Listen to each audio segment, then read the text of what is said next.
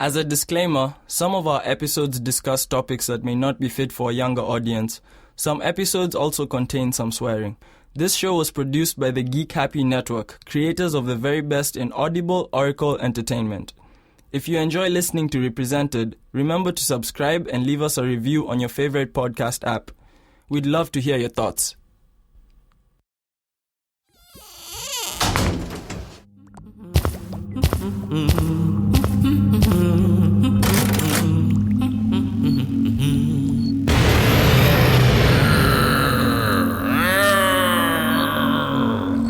Geek Happy Network.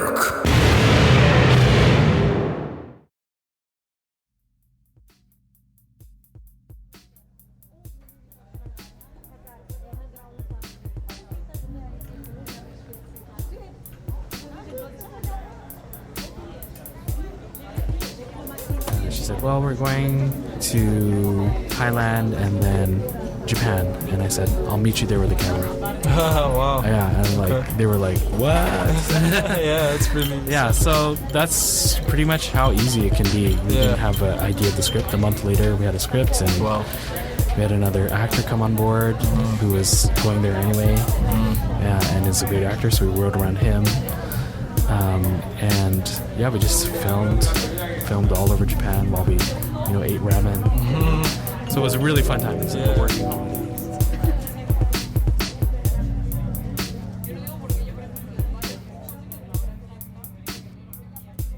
Hello and welcome to the Represented podcast. I'm your host, Nix. Excited to have another guest with me today in the studio. I met Phil not too long ago, again through Mick. Shout out to Mick, introducing me to awesome creatives in Vancouver. Yeah, Geek Happy Network. For sure.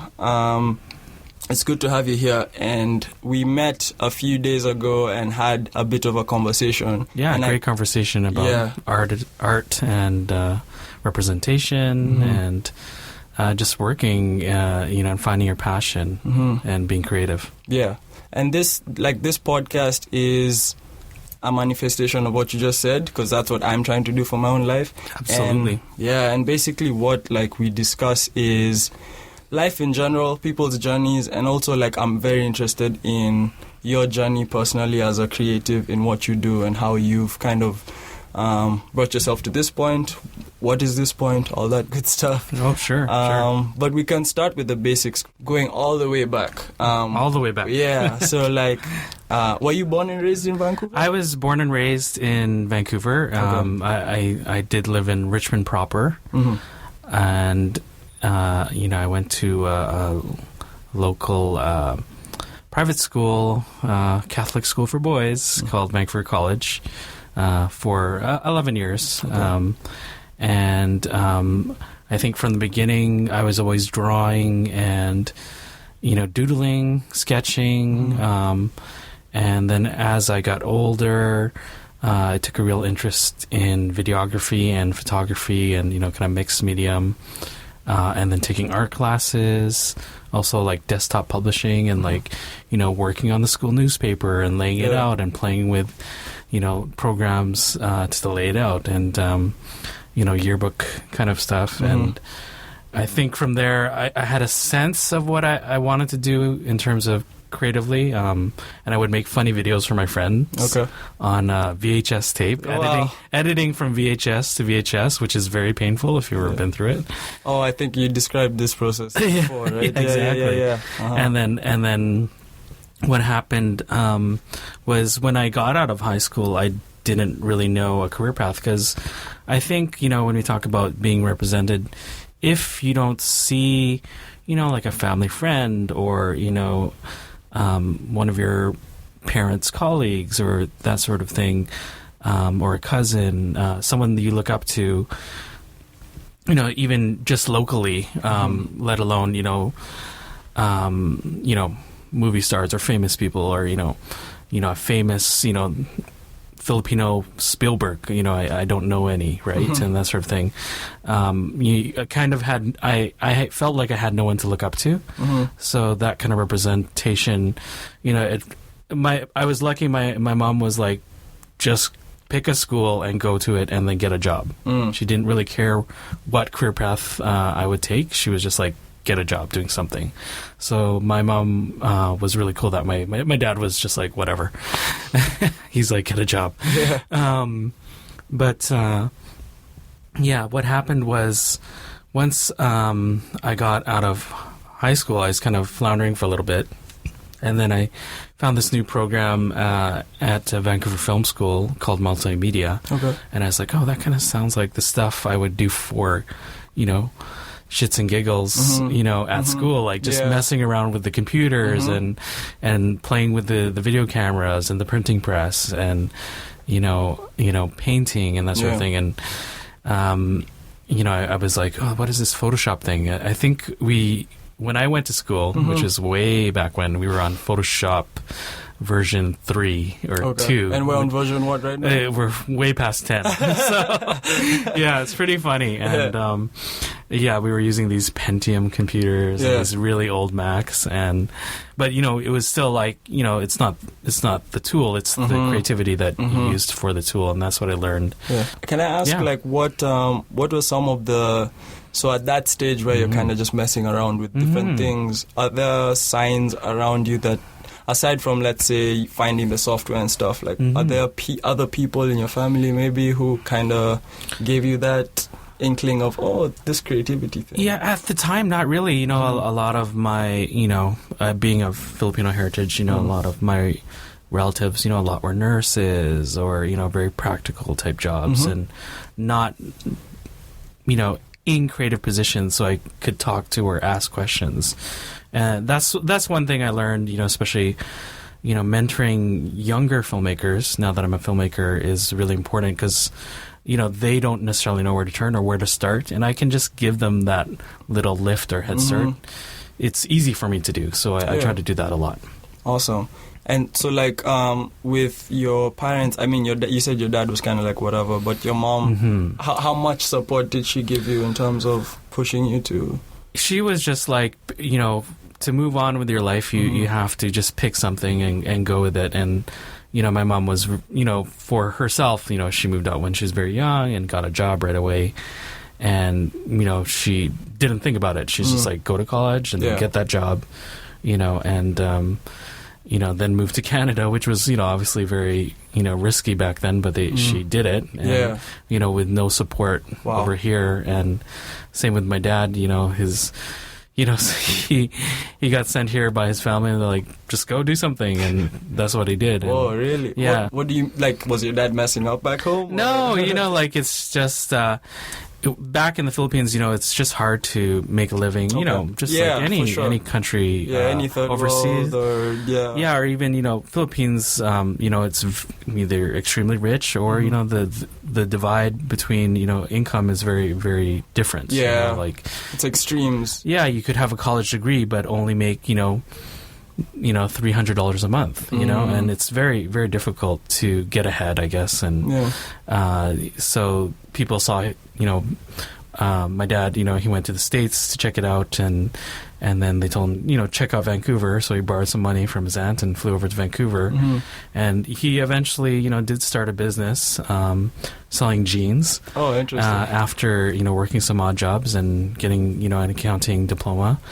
And, that was just out of him. He was truck driving and he would see these warehouses where he would pick up stuff and he's like, I can buy some of that stuff and sell it to my friends.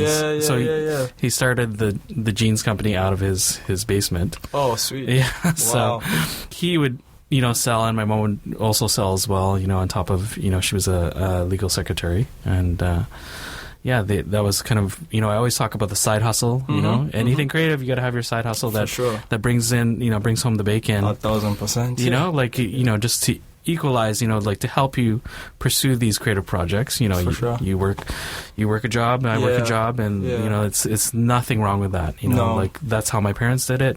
To open their first store, and then they eventually opened 2 stores, and then my uncle opened a store as well. Nice. So and is it the same business that you know? Yeah, it was similar. They switched it over later. My dad got into manufacturing jeans, and and then he got out of it, and.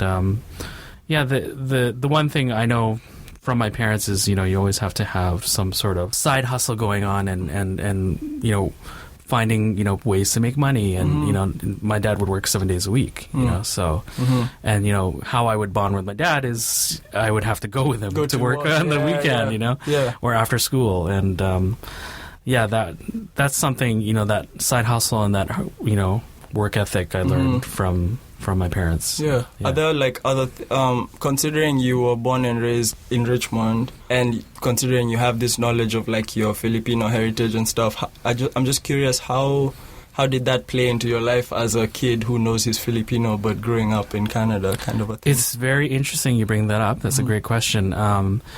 Growing up back in those days, especially during, I didn't really realize what Filipino meant until I got into, grade 1 or 2, 5 or 6 years old. I was on the playground one time, and, at that time, it was Vancouver was starting to get more mixed. So, there were some other, at our school, there was other Filipinos or Asian faces, and but there was also Caucasians that from an Irish background, second or third generation, or English or the British and that sort of thing. So it was a mix, but I'd be playing with the kids at the playground. They'd say, "Oh, you're not white," Oh, So wow, okay. So that was like, "Oh, yeah, I guess I'm not." Yeah. And that was like, they see themselves and they see each other, and then I'm playing with these kids, and they're like, "Oh, but you're not white," and they're just things kids say for sure. innocently, but for me it really made an impact and changed my worldview even at that young age. And we would become cliques in terms of I would hang out with Filipinos or Asian as I was growing up. Just because we had that shared common culture, you must, feel that if you meet people from Kenya and that. Like I find your specific story, which is a story I've kind of heard, obviously living in Vancouver. It's like I find it both interesting. I find it three things: interesting, cool, and kind of sad all at the same time. Because it's interesting because it's like seeing a young kid having to start negotiating those things without them knowing, like just subconsciously, and then making the rational decision to click up, which is like, that's survival. That's, you have no choice at that stage to be like, oh, I understand that this is just, it's just kind of like... You find your tribe, and it is kind of sad. I mean, I think parents now are much more open-minded and less gender boundaries. There's... like people are trying to create a more open environment and have their kids be more open-minded and not have biases or see color, which they've always been trying to do. It's just, I think now a lot of millennial parents, they're more open-minded and thinking forward, which is great. But in that age, even my wife, she was the only Chinese girl in her school, and she would get made fun of for being Chinese. And it's different now. Like you go to the same school, it's probably 85% Chinese. So the demographics are changing too. So it's weird for me because especially when I see, I have a lot of friends who are from mainland China, and they experience racism in a different way, because sometimes look down on them because they have, money, but they're coming here and investing, and I don't necessarily, want to look down on someone because of that, because I think our economy would have had a rough time.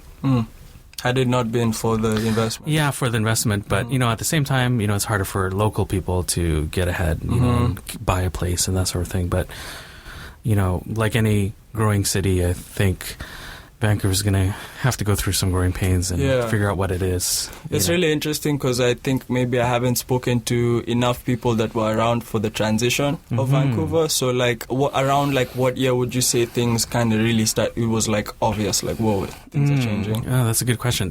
There's kind of two phases. When I was graduating, probably... the early 90s, there was a lot of people coming over from Hong Kong. Okay. So that was one phase, and caused a lot of growth in Vancouver, which was great. But it was still affordable, but it was a lot of more Asian businesses and Chinese people coming in, and then soon later also there were a lot of Taiwanese people as well. I would have Taiwanese classmates, I remember.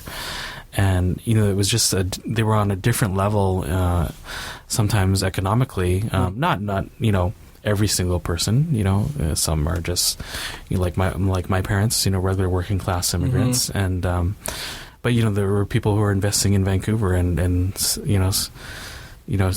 here to stay and have their kids grow up here. And so that was kind of the first phase. It did change, the face of Vancouver, I think, in those early 90s. And then later, after I lived through the dot-com boom, the prices crashed and real estate was very, inexpensive at the time, very inexpensive. You could buy a house for, in the heart of Vancouver, central Vancouver, for $500,000. Wow. Like a four-bedroom house with a basement suite for, right beside a park. Wow. You could never do that now. Oh my God, right? that's never going to happen. Maybe $5 million now? Yeah, probably. Yeah, I've seen in the same area where I looked, and it was, probably $4 million. But what happened, I think, there was a real, I guess, big rush of people immigrating over from mainland China. And I feel like that was around, I'm going to say 2011, 2012-ish. Okay. When it first started, because, I do watch real estate, and I did notice, like, the prices are getting higher, and it's not stopping. Yeah. And people were like, it's going to slow down. I was telling people, you should buy a condo now. I think it's going to go crazy. Wow. Yeah. And that was back in 2012. And it's looking at condos that were, 400,000. Yeah. Same thing as probably 600, 800, a million, What are you going through personally with your development? Moving on from, like, the playground, you kind of already started your clicking up. So I'm assuming by the time you're a teenager, it's like Filipino squad, and you guys are doing your thing. We really did have a Filipino squad. I have a group of friends from high school through college, and there's about 15 of us. Wow. And and then of course the respective partners that they ended up marrying, and that sort of thing. And we just do things. We would go through experiences through their college years, like camping and dating and going clubbing and that sort of thing. And really, we were very cliqued up because we were mainly Filipino, some Chinese and a few Caucasian fellows. And at this stage, is there tension amongst other teens, or like at this stage is it kind of like everyone kind of understands? No, at that age, what we realize is, like, together we're stronger. So. And also, we could still get along with, other cliques or other groups that were around us, especially in high school, like probably in the last few years of high school, we're like, they have their thing, but we have our own thing, and we can exist, and we can be happy. We don't have to hang out with them. And then same with college, just, meeting people. And, as we got out of college, we realized, actually there's a thing called networking. We should know those people. Yeah. So, just meeting old schoolmates, and it doesn't matter what race or whatever, and just running into them and, learning how to network and the importance of that. And who is more important sometimes than what you know. For sure. And how is your artistic side developing as well in terms of your film and stuff at this? Yeah, at that time I started to look into, filmmaking. At the time I was doing a lot of web design because that was really, really hot, .coms and that sort of thing. And but I was kind of bored, I was learning new things about, design, but I got, kind of complacent and very restless. And you might feel that in other jobs too. Like, and we spoke about my old job, or the job I did just before the one I'm doing now, and just like how I reached a point of not knowing myself and just losing everything I liked about my life and stuff, and just like needing that change for sure. Yeah. So I definitely relate. Yeah, because you can stay in those jobs, and you can make it work. You can make it work for sure, and you can make a living, and you can buy a place, and have a nice car. Yeah. But I think there will be always something missing. and it takes away time and energy from being creative. That's what I've learned over the years. I've had the opportunity to do different types of creative jobs. And kind of on my journey to filmmaking, I hit photography, and I was like, oh, I'm actually really interested in this. So it felt more like... Yeah, it's like, there's stories you can tell with photos. So I was like, okay. So what was that moment that was it, do you remember, like, was it when you bought a camera, or was it... It was really just looking at, for graphic design, when I was in graphic design, I'd look for inspiration in photographs. And I was like, I want to take photos like this. And then, it was really one of my first big trips to New York. Okay. And then I was like, okay, I got to have a camera. Sweet. Yeah, I'm going to New York. For sure. I have to have a camera. Yeah. And, I'm going to the Met, and I'm going to look at fantastic art. And, I just got really interested. I'm like, I don't think I want to take painting, but photography sounds like a course I could take. And so I took photography, and I finished that, and I made a switch to photography full-time. And I still had some side hustle, just like little jobs. What was your side hustle? What were some of your side hustles? Graphic design or web design. And, I just keep, a few of those going on. And, I invested in camera equipment. Nice. And, I ran a photography company. We did probably like 250,000 photos a year, and traveling across Western Canada. But as what happens, I was so focused on the business end, it became a business. Just the regular rigmarole of running a business became kind of uninspiring, and like taking the photos even became uninspiring because I had it. It's like a wedding photography in a way. I was doing event photography. How many years did you do before you got to that point where you felt like...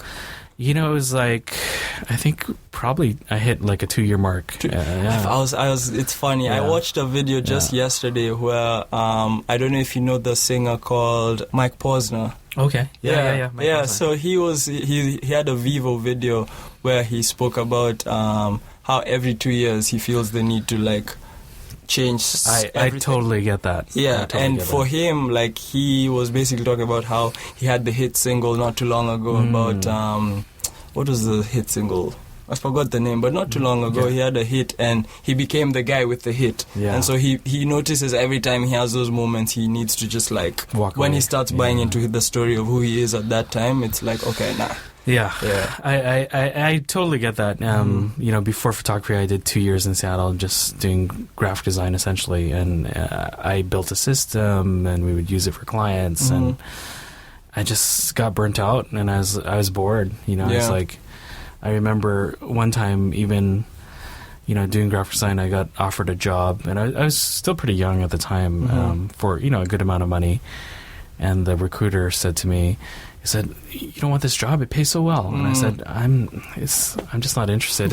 And the client, I'm not interested at all. And I think I would be bored. So why, I'd be doing them a disservice by taking that job just for the money. Exactly. So because you're not going to be at your best. I'm not going to be at my best. I'll get sick of it, and I'm wasting their time, them training me and learning about their products and that sort of thing. Exactly. So that's what I've kind of learned is there is a threshold. Once you feel that, you should walk away, or at least always have some sort of side project, creative projects on the side. Yeah.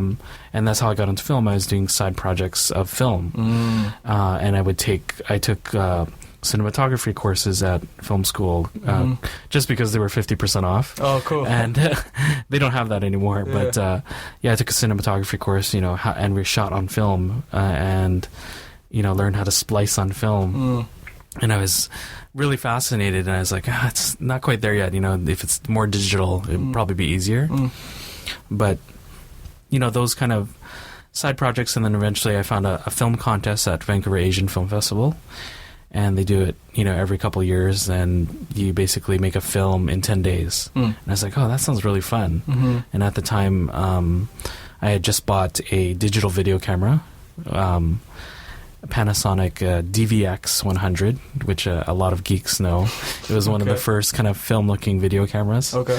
But still not even high definition. It's really, But, I was like, oh, it looks so cool, So I was like, let's do a contest. And so we did a couple contests in little short films, myself and my friends who were interested in film, actors, and directors, and I was the director of photography. Mm-hmm. And what happened was I kind of, it turned a switch, you know, so I was like, but at the time I still didn't know any Asian filmmakers. So I was like, oh, I don't know if there's a job in this. I don't know if there's a career in this. So even just to give yourself the confidence to say, like, this is a possible thing. I held back, and that was, you know, looking back, that was like, gosh, like 2003. And, you know, even though I loved it, I just didn't see a career in it. So I kept on doing, you know, photography, and then eventually I actually got out of photography after getting burned out, you know, and just helped my wife in her family business. And and then, you know, I always say there's always like a turning point as you will get older, and maybe other listeners will get older. When you hit your 30s, and, you know, there's a time when you know, and it's, for me, I think it's usually a death in the family. And that makes you realize, you know, what am I really doing with my life, and what is, you know, because it forces you to stop. You can't stay in the same pattern, you know, like you have to stop for a moment and celebrate someone's life, right? And then also you have time to reflect on about your own. Yeah. And so I've had that, and it's weirdly always coincided when I've been making films. You know, like I either finish a film, like when my dad had a heart attack, I had just finished a film for a contest. And, you know, another time, my mother-in-law had passed away. And, you know, those times especially when my mother-in-law passed away, I looked, you know, at her life, and I looked at my life, and I'm like, wow, she did so much more than I did. And, you know, what am I doing here? You know, just, you know, making good money, helping the family business, but not doing anything outside of that, anything creative, you know, like, you know, and she used to run a dance company on the side as a project. And, you know, she had a regular job as a teacher, and, you know, she would, all her weekends, all her spare time would be like making costumes or, you know, teaching or hiring dance teachers, you know, and just consumed her. You know, and, you know, over the course of, you know, 30, 40 years, she had taken this dance group around the world to 35 countries. Wow. You know, like, you know, how many people can say they have that legacy? You know, I looked over at my life, I'm like, man, I haven't done anything like that, you know? So it took me, you know, a few moments, and then I said, you know what, I'm going to go back to school and something related to film, because I think that's what I want to do. How long did you spend in that mind space of, nah, maybe I shouldn't? I would say, gosh, the really hesitation was even from 2003 to 2010. Wow. Yeah, so it was quite a long time. Because I would do the contests, you know, every few years, or help out. So you're kind of in it. Still, but very loosely, and not very committed. You know, I kind of, at one point I said, you know, just take my camera, you know, and you do it. I don't want to do it. You know, and I missed it, you know, and I would always go and watch, and I'd be like, oh, I should have helped on that. So there's this gap of years where I was like, so focused on, you know, it sounds cliche, but so focused on material things, you know, and like focus, oh, I gotta get this. And those things, you know, again, cliche, it doesn't really necessarily make you happy. And, you know, I had no creative outlet. So you just, you kind of become like, you know, like a straight line instead of like with peaks and valleys in terms of your creative patterns. 100%. Yeah. For me, like my most immediate experience right now with that has been every day so far since I like started this new journey of mine has been different. Like every day, it never works out exactly the same. Whereas before, it was literally like I could map each day onto each other. Like, and it's like a template. It's a template. Every day's a template. Exactly the same. From eating to sleeping to writing to anything I'm doing is just like. You know, I remember at my one corporate job, I worked in Seattle. I even had my 15-minute breaks mapped out, and also when I would drink my protein shakes. Oh my God. You know, like on my schedule. Someone saw it and laughed at me, and I was like, this is kind of lame. But yeah, it becomes like a template, you're not stimulated anymore. That's what I realized. I don't know for other people, but you need, creative outlets. And I actually, oh man, this is when I realized that I was doing something wrong, but didn't know what to do about it. I was surfing the web, because work was easy. I could get my work done in 2 hours of the day, and there just wouldn't be clients, but they would keep you around. Exactly. They keep you around. For 8 hours, Yeah, you're there for 8 hours. Yeah. And I actually halfway through the day, I got sick of looking at the internet. Same. And I was just like, this sucks. Yep. And I was like, I'm getting paid a lot of money to sit. Yes. And I'm like, I should be doing something, but 1,000%. But I don't know what I should be doing. Exactly. So, and that's exactly where I was 4 more months ago. Like, literally, my days would be spent Facebooking and Instagram, and it's just like, and what made it worse was that one of my tasks at the office, which was like not really part of my job description, but something I would help with, was social media. So I would be on Instagram, Facebook, all day. Like, I didn't want to look at Instagram for the longest time because I was just so it's like, that's so real, and I know so many people out there are still going through it right now, even maybe listening to this. Definitely. So, even so, what happened when my mother-in-law passed away was, I said, after a great deal of stress and reflection, and I looked at what I really liked to do, and I was like, I think filmmaking, like, it always kind of calms me down, and I have fun, and I've had a little success at it, locally, and my curiosity was always there. I didn't know enough about it. So I was like, if that seems kind of scary or, unknown, that's probably where I should go, and because, like, I don't know what that is, but I like it. So headed that way. And what happened was I didn't want to go to film school because I knew it was something I could probably learn on set, and I didn't know what role I would be, but I knew I was good at computers. So I was like, okay, well, visual effects kind of seems like Photoshop, so I was like, I'll try that. So I went back to school at Vancouver Film School 20 years later. Wow. From the first time I went.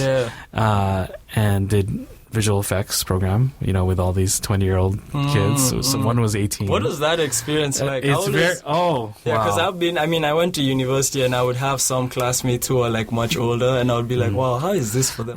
I'll be honest, when a bunch of teenagers walk onto the train, I get anxiety. So for me, I'm just imagining, like, you have to learn with a bunch of young people. Like, I guess I'm fortunate.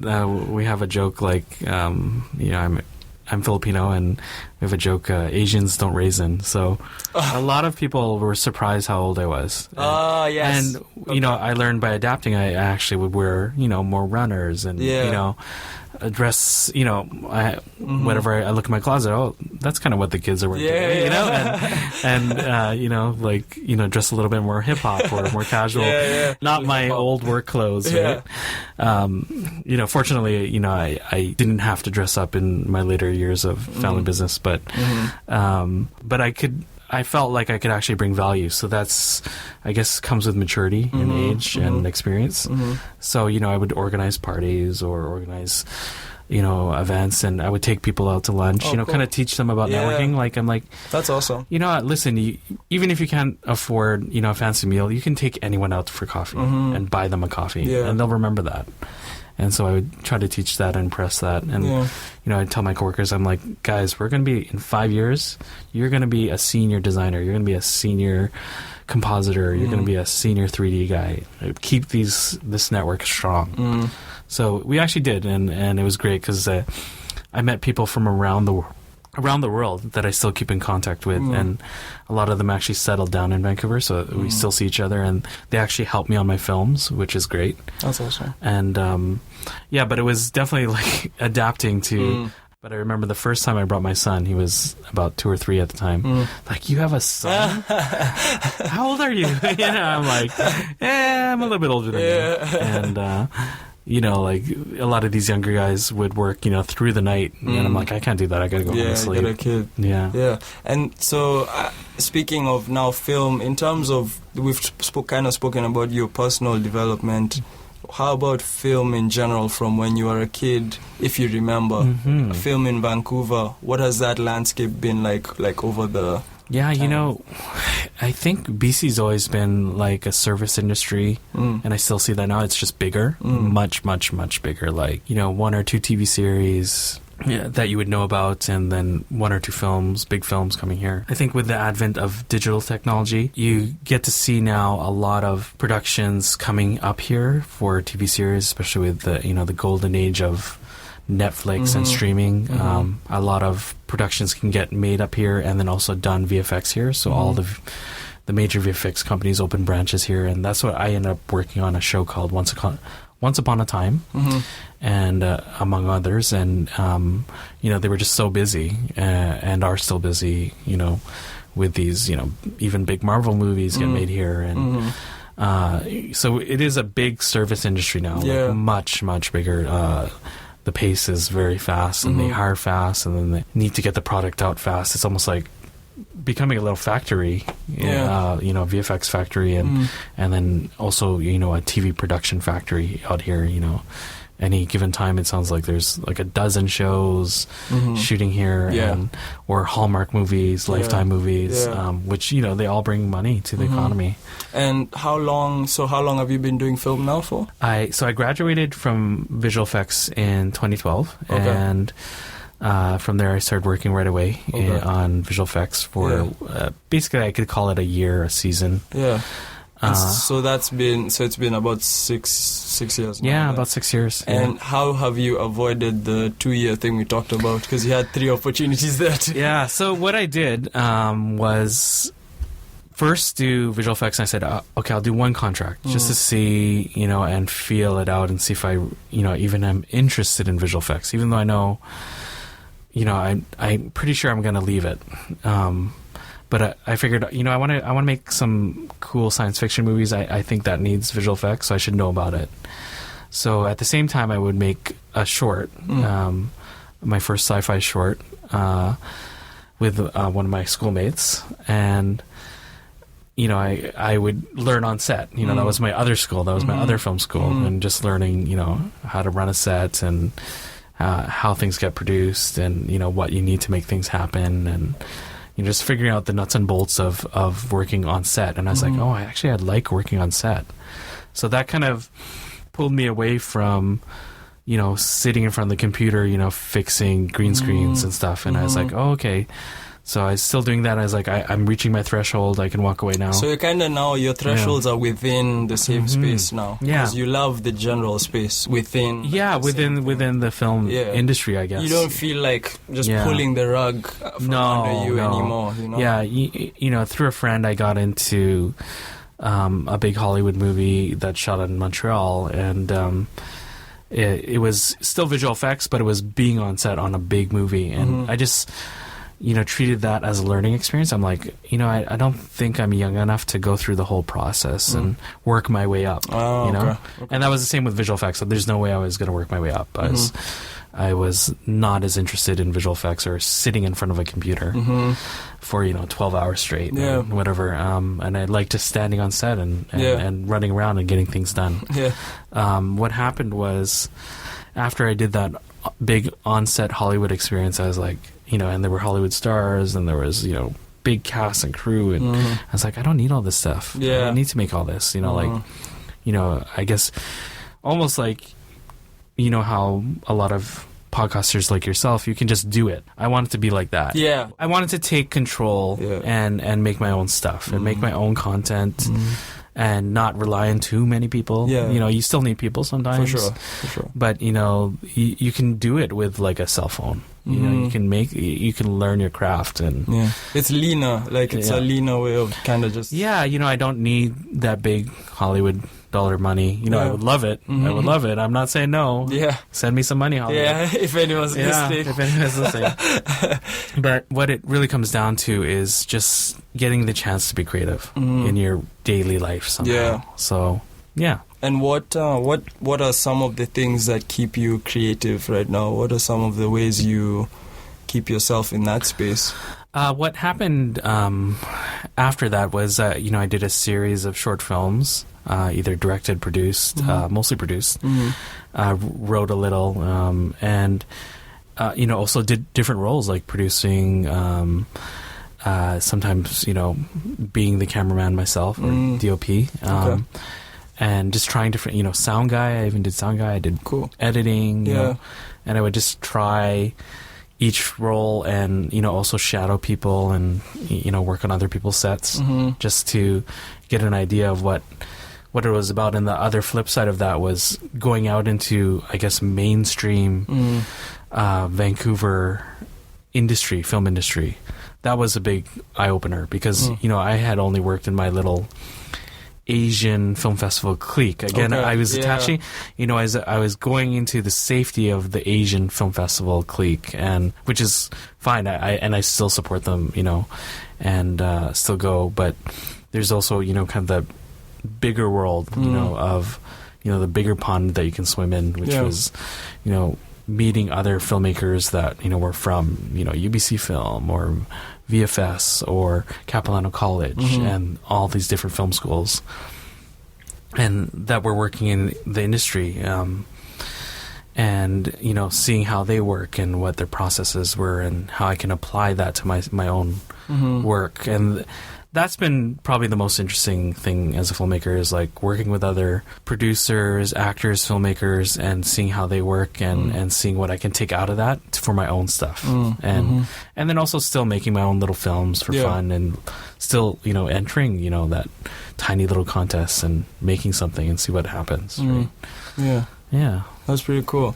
And so with like all that film talk and producer and writing and all that, I remember I had asked you when we first met, when you're making a film, like what is it that what are you trying to do when you make movies, and what does it take to make a movie? Oh, okay. Yeah, that's great question. Yeah.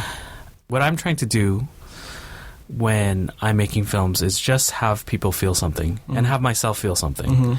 So when you see images on screen and sound and feeling the movie, I want them to have a reaction, and maybe they don't like it, maybe they love it,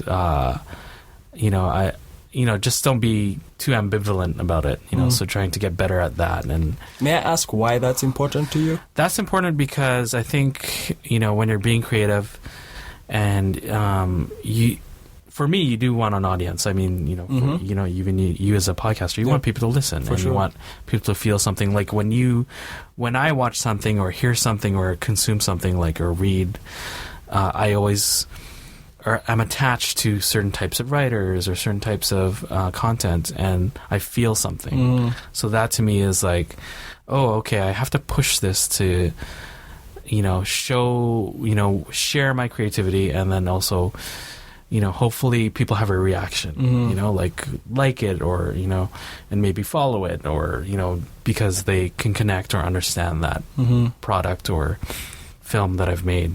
Yeah. So, and then the second part of the question was, how do you go about making a movie yourself? So for me, the process has been, long, but through a lot of experimentation. I think you just have to do, and that's the biggest thing, I've learned from people in my life, is just head that way, and everything else will follow, and don't necessarily set goals, like set a fixed goal of, I need, for example, in this podcast, I need 1 million followers. Don't worry about that. Just make it good. Just create. Just create and make it as good as you can at the time, and then get better with each one and learn through that. Each project you do, I take something away, and I learn and I learn and I learn. And so, now, in a practical sense, then, how would you conceptualize a film? Do you sit down and spend hours on a laptop just typing scripts away, or do you have someone that helps you with that and then you do something else? Yeah, a little bit of both. Actually, for me, I like to go for drives. Okay. And Interesting. I work on for example, dialogue or visuals in my head while I'm driving. Okay. Yeah, and I find that's really because I can kind of, I don't know for everyone, but when I'm driving, I kind of go into this weird, hypnotic zone. state, zone, and then I can just think about film sometimes and run a scene over and over into my head. Yeah. Is there a specific place you like to drive? Or just anywhere? Just anywhere. Okay. It could be anywhere. Sometimes I go too far. I drive to the wrong. The risk of I have driven to the wrong place while coming up with a great idea, or maybe a not so great idea. But yeah, I just like to drive and kind of think about things and definitely outline. I do go on the computer and outline ideas or jam things on my phone or look for images that kind of represent what I want to do. And then when I collaborate, which is pretty much 100% of the time, I meet with other writers and see what they send me a version of the script, and I might give them some feedback or talk to them with some ideas, or we workshop the script, have someone read it and then hear it and then say, okay, this works, this doesn't work. Or sometimes I'm a little bit removed. I'll say, I'll get you the people, the team. Yeah. I'll get you a story editor, I'll get you a storyboarder. Would that make you a producer then? That's more where I end up in the producing end, which is a lot of times these days. But still, have a little bit of a hand in the creative elements. And I still feel, when I'm working on a film, even as a producer, I still feel creative because I'm solving problems creatively. So that is, even if it's not to the story, it's like, for you to get this location, you still need me to find you that place, and that looks good. And, and you have to have the film in mind still. Yeah, you gotta have kind of some way of finding a place that will fit their vision, and hopefully, they'll be able to work with what you get them. So yeah. And for like a younger person out there who maybe like is in college right now, doesn't have a DSLR, just has a smartphone and a laptop, and he really wants to tell a story too. What would be your advice to that person to like get a movie going, or a short film, or do you know of any resources lots of start on a phone and then or buy a small used camera. There's so many of them, like a Rebel DSLR, or even some of the a filmmaker, I believe in Thailand, his name's Kendi Thai. So KENDYTAI, and he uses one lens, one old camera, like a Rebel T2i, and he makes amazing footage. And now turn that into a job, a career as a filmmaker. So you don't need all the big toys, but you do need to make things. Like, you need to practice, and you don't need to show everything. You can make it for yourself. You can shoot on your phone. You can test it.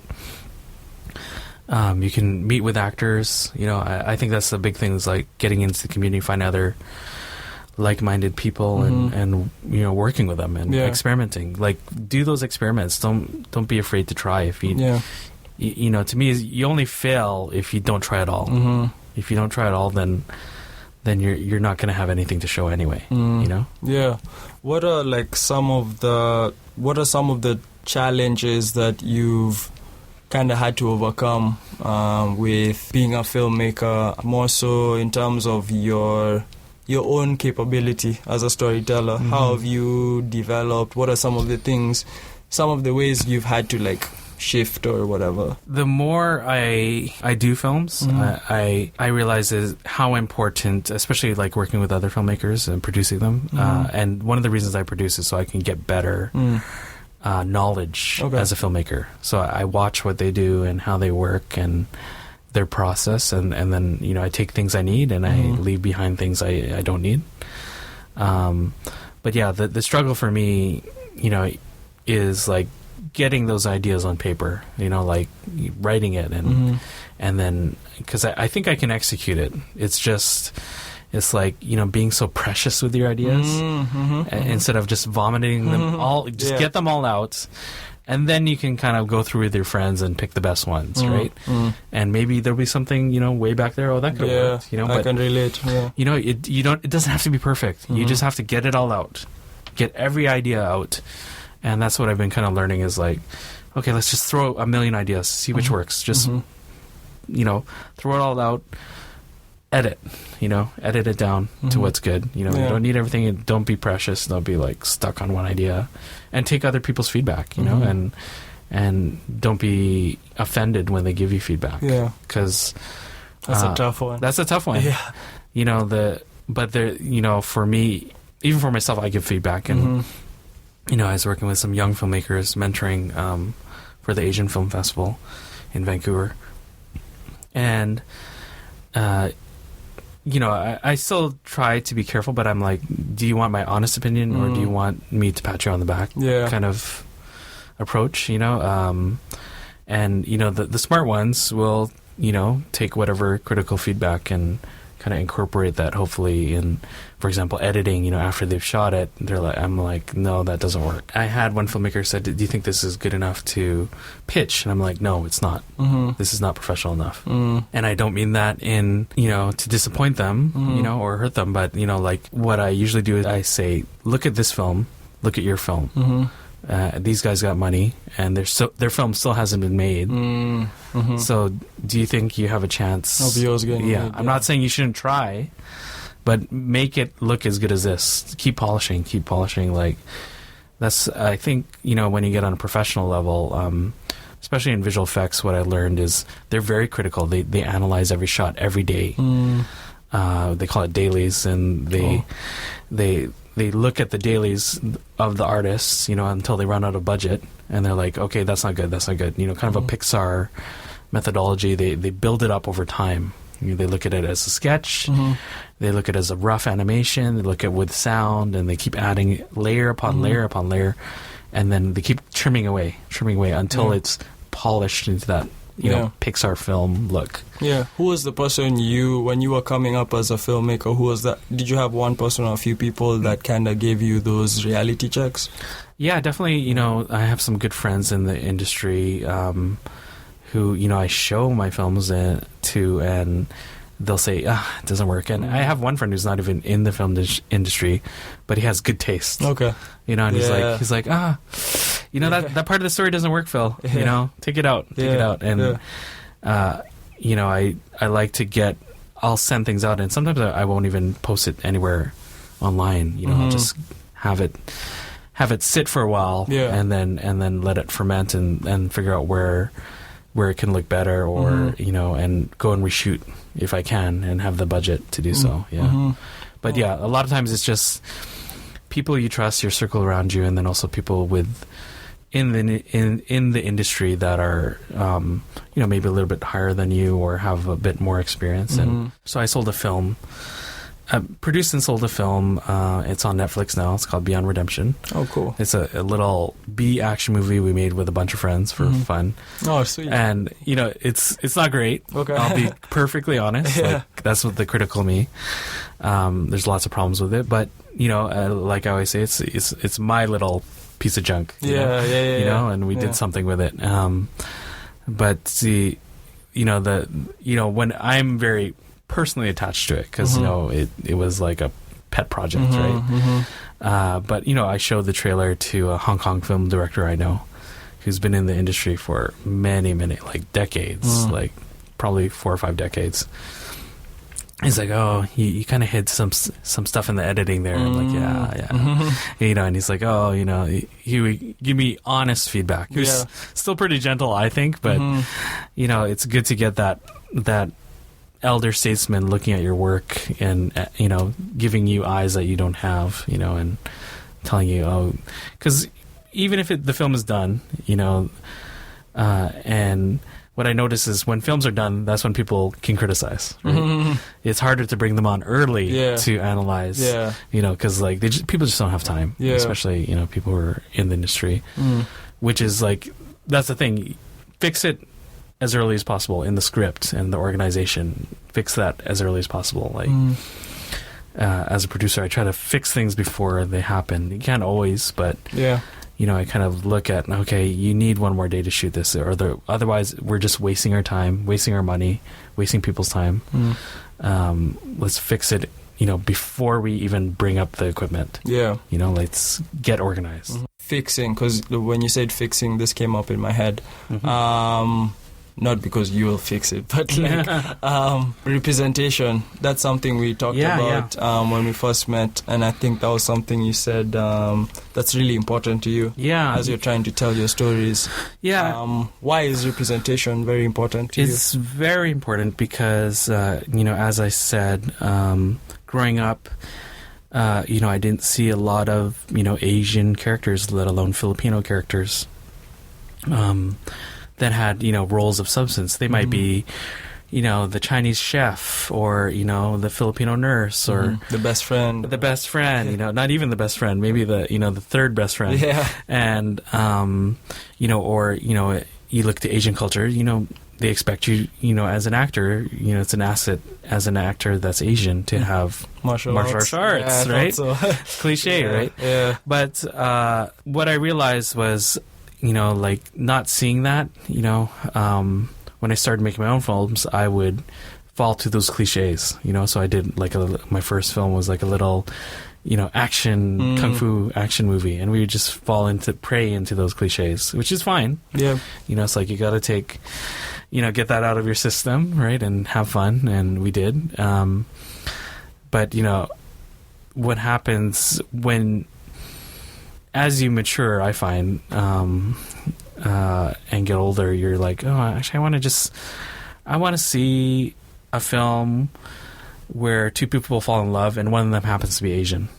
Maybe the other person's black or is, Latino or any other culture, like a mix of cultures. Yeah. And I did a film where I had a group of Asian, Asian professionals sitting in a bar, and I was like, oh, I've never done this before, and it was really interesting to me. And then in the same movie, I had a romantic scene between the Asian leads, and I asked the actor afterwards, how do you get into the mindset of that, kissing a stranger and that sort of thing? What's your process? Just curious, over coffee. And he's like, Phil, I've never got to do a scene like that before on film. And I was like, wow, there's no opportunity for these young, talented Asian actors to grow. I mean, they have to grow as artists. They have to experience more and get more experience on film. And for me, that's why I still do, a lot of films with, the Asian actors I know, even for fun. But to me, that's how I can help, the community grow, Asian filmmakers, Asian actors, and even behind the scenes, how it ties into my own personal growth is, like, I never saw or knew anyone in the film industry, of all, the people I know growing up that were Filipino descent or even Asian descent. So I had no one to talk to and say, hey, what is this job? In your family, you might know someone who is a doctor, and you can watch him. Oh, he went to school for 8 years, and then he became a doctor. And if you see that, you might be interested in doing it, right? Or if you have an uncle who's a mechanic. But I never knew any filmmakers. So for me to mentor or let other people in the community, especially young Asian actors, filmmakers, writers, see myself and my other, kind of new Asian filmmaker clique, and we support each other, like have them see that, and then also get them on set, hey, you wanna help out? Yeah, come help out, no problem, and so then they have a place to look, not to look up to, because I'm not some fancy Spielberg type character, but at least, like, they can see, oh, there's someone else doing it. So there's no reason I can't do it. It's like, let me pick up where he left off. Yeah, exactly. And I think that's really important for representation, like, behind the scenes and in front of the screen. So, I did this Crazy Eights film festival, which is one of the biggest contests in Vancouver, supported by, a lot of the industry. You get a lot of free cameras and free props and cheap locations and that sort of thing, and you can get sponsors. And we ended up casting for the film called Gemini a great Filipina actress, Filipino Canadian, named Donna Benedicto. And, you know, it was a nice meaty role. Like, you know, it was a lead role with lots of lines that I think a lot of actors would have loved to play. And it was just nice to see that she was perfect for the role. And, you know, people would get to see her, you know, in an audience, you know, of over 1,000 people, you know, live. Yeah. And that was a very proud moment for myself, you know, that we could share her talent, you know, and she's, you know, Asian just like me. And people will see that, and they'll just hopefully not see the color. They'll just see, oh, she's fantastic. Yeah. She's beautiful. She's dynamic, you know, and just... Or she's normal. Yeah, she's just like everyone else, right? You know, she's just a fantastic actress, you know? Not a fantastic Asian actress. Or, you know, that... Not... Less categorization, you know, let's take that away. But, you know, myself, I don't try to bang the diversity drum. I'd rather just do, you know, like... You know, you do a podcast called Represented. You're just doing it, right? You know, like... Because it's we do, like, for us, it's, like I mentioned to you, for us, it's a similar idea where we had our conversation behind, myself and Mick, behind starting this podcast came from a similar place where it's like, we find the value in all stories. Being immigrants, it's kind of like you have no choice but to understand everyone because you are like automatically not in the main group, you're not in the mainstream. Yeah, you're not in so it's kind of like we're like, oh, there's all these other cool stories. Why don't we show them off and represent them and stuff? And I think it's something. And interestingly enough, I think it's something that's really happen. Like the momentum was kind of picked up now, and I think definitely. You feel that way, right? Yeah, with the you know, the success of, you know, films like Searching and, you know, Crazy Rich Asians, obviously, you know, being the, you know, number one romantic comedy in a decade. You know, like that's insane. You know, just seeing Asian leads in a regular kind of movie. You know, it's really kind of. There's a groundswell, you know. There's kind of a chain reaction, ripple effect. I think going on. And I'm very curious, like in terms of Vancouver, I came into a Vancouver that was majority Asian personally when I moved here, and I've lived here for 6 years. So I'm wondering, how is it that, like, within the 6 years, it still feels as though maybe representation is still like it's still been an issue. So I'm wondering how in a place that is so, like, it's majority one culture, not one culture, but you know what I mean, like Asian, very Asian. How large. Is it that representation is an issue in a place like this? You know, I think you know, the way that we can see more and or get it supported is like you know, diversity has to be on both sides. So it has to be, you know, in front of the screen, and then again, you know, behind the scenes. So more people going into those jobs and saying, no, that's not realistic. Why can't we have, you know, people of every race in this scene? You know, like not just, you know, one race or, you know, two race. You know, let's have, you know, the rainbow of cultures, right? Represented, right? And you need those people to champion behind the scenes, which I think is slowly happening. You know, definitely. So it was more of like a behind the scenes issue. Yeah, you know, like just getting people in more positions of power, or, you know, from diverse backgrounds in those writing rooms, for example, or in producers, right? I think that'll help. And then the other flip side of that is we need the audience to come and support. For sure. So like Crazy Rich Asians or Searching, and you know, like there was a chain reaction. Crazy Rich Asians came out, and then Searching came out, and a lot of people were like, oh, we should watch this other Asian movie, you know, Asian lead movie. Not that it's an Asian themed movie. It's not at all. It's like it just happens to have Asian you know, good Asian lead, good actor who happens to be Asian, which is what you want.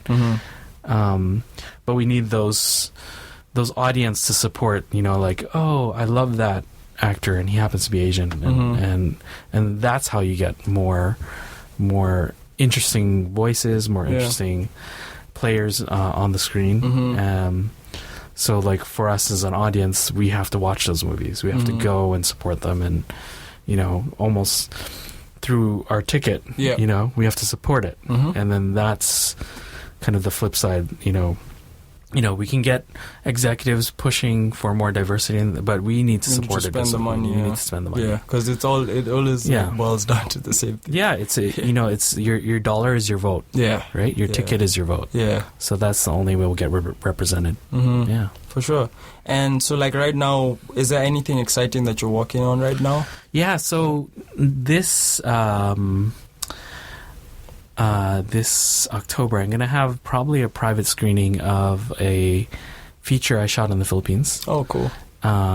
Which was very indie, but, you know, we worked with a great local crew in the Philippines, and it's a fantasy movie. So it's kind of based on Filipino mythology, but it's still a Canadian movie set in the Philippines. Okay, so cool. That's coming up, and... as well, our Crazy Eights movie, Gemini, is going to be showing at the Portland Film Festival. Okay, cool. October 22 to 28. And also I have a film premiering in November at the Vancouver Asian Film Festival. Okay. And we shot it in Tokyo with 5 people. Wow. Including 2 of them being actors and one of them director. Okay. So, yeah, we traveled around Tokyo and shot all over Tokyo with this tiny little crew. You know, I was holding the lights, you know, and the director was holding the sound, the co-director. Oh, wow. And the writer was also acting in it, you know, the co-writer. Yeah. So it was just the 5 of us traveling over Japan. Wow. And why did you guys decide to just work with 5 You know people? What happened? We were at this film festival in Hollywood, and we had just won... Our film, Akashi, had just won Best Writing out of 4,000 films. Wow. So it's very impressive. Yeah. And we're very honored. And part of the prize was to meet executives, you know, and talk to them about your career. And they would ask us, what are you doing next? What's your next thing? You know, what do you have, you know, in your cabinet, you know, kind of thing. And we didn't have an answer because we hadn't thought that far ahead. We were just like happy to be there. Yeah. And I said to them before we had another meeting, I said, guys, you know, what are you doing this Christmas? You know, and they hadn't really thought about it. And my writer, director, actor, Mayumi Yoshida, she said, well, we're going to Thailand and then Japan. And I said, I'll meet you there with the camera. Oh, wow. Yeah, and like they were like, what? Yeah, it's pretty... Yeah, so that's pretty much how easy it can be. We didn't have an idea of the script. A month later, we had a script, and we had another actor come on board who was going there anyway, and is a great actor, so we wrote around him. And yeah, we just filmed all over Japan while we, you know, ate ramen. You know. So it was a really fun time. It was like a working holiday. That sounds awesome. And, you know, we ended up with a 20-minute film, which I was shocked because we had enough footage to make, you know, a fairly, you know, long piece of art, you know. But if you don't take those risks or take those jumps, we would have nothing this year. Yeah. You know? So it was nice to see that come together, and now it's going to be premiering here in Vancouver. So our friends are really curious. A lot of them haven't seen it. So I'm excited to show it. That's awesome. And then you said there's the one on Netflix called what again? Beyond Redemption. So that's still on Beyond Redemption. Okay. Give it a like. Yeah. It's a little grungy action thriller. We wrote it in a month and shot it right away because our friends were going off to work in Singapore. And we're like, oh, we got you. You can do crazy stunts, and you know, like, do you want to act? He's like, sure, you know. And is there a movie that you feel like you really want to make that you haven't been able to get out? There's a couple projects. You know, I have a lot of science fiction type projects that I know that are going to be expensive. But you know, I think that'll just come in time, and hopefully, as technology gets better and cheaper, and more people know the technology, then it'll be easier to execute or sell and that sort of thing. You know, we're just refining the pitches and getting, you know, learning how to write better pitches. That's been a long process too. Okay. And like, you know, there's a lot of things about distribution and marketing that you learn as you go. So there's no school necessarily. What's involved with writing what is writing a pitch? The pitch is like, I guess I could compare it to, if a lot of people work, with clients and they have to sell the clients, so they do a slideshow. That's kind of like a pitch. Okay. That's like we're doing a synopsis and a log line of what is this movie about in a slideshow. Okay. Right? How can we tell it in 10 slides? Yeah. Wow. And that's what we're getting slowly better at, but it's still a process to learn. Yeah. Thank you so much for your time and like giving us as much information as you've given us and sharing your story. Really appreciate you coming to the studio, and we aim to represent as many perspectives as possible, and thank you for sharing yours. Looking forward to like talking to you in the future about any cool stuff you do. Definitely. Yeah, we'll check you out. I believe you're on social media. Yeah, if you can find me /Phil Planta on any platform. Awesome. And my website as well, philplanta.com. Cool. Yeah. Nice. Awesome. But thanks for having me. It's been great. Awesome. Thank you very much, and peace. If you'd like to be a guest on the Represented Podcast, feel free to hit up at Represented Podcast on Instagram or email us at representedpodcast@gmail.com. Thank you for listening, and for more Geek Happy Network shows like the Monster Slayer's Guide to Slaying Monsters or partner shows like the Jay and Tay Show and Book and Bitch, come give us a listen at geekhappynetwork.com or look for us on your favorite podcast app. And be sure to follow us on Facebook or Instagram at Geek Happy Network. This show is hosted and created by myself, Nyx, editing by Robert Mudhama and myself, intro music by Mick Narciso.